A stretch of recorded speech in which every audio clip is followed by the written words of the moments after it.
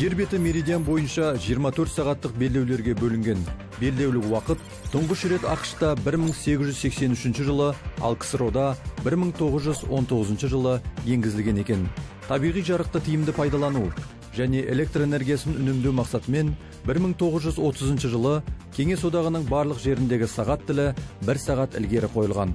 Содан бері еліміздің батыс өңірі 5 сағаттық белдеудің, орталығы мен шығысы 6 сағаттық белдеудің уақытын пайдаланып келеді. Бірақ іс жүзінде Қазақстан 4 географиялық уақыт аумағында орналасқан. Ал биылдан бастап ел үкіметі республикамыздың барлық аймақтарына ортақ уақыт белдеуін бекіту туралы шешім қабылдады. Яғни 2024 жылдың 1 наурызынан бастап орталық пен шығысымыздағы 3 қала мен 12 облыстың тұрғындары жергілікті уақытты 1 сағатта кері шегеріп 5 белдеуге ауысады. Жалпы әлемдік тәжірибеде белдеулердің аумағы дәл меридианның бойымен емес, мемлекеттің немесе әкімшілік аймақтың шекарасымен де жүргізіле береді. Сондықтан уақытты өзгерту аса қиындық тудырмас.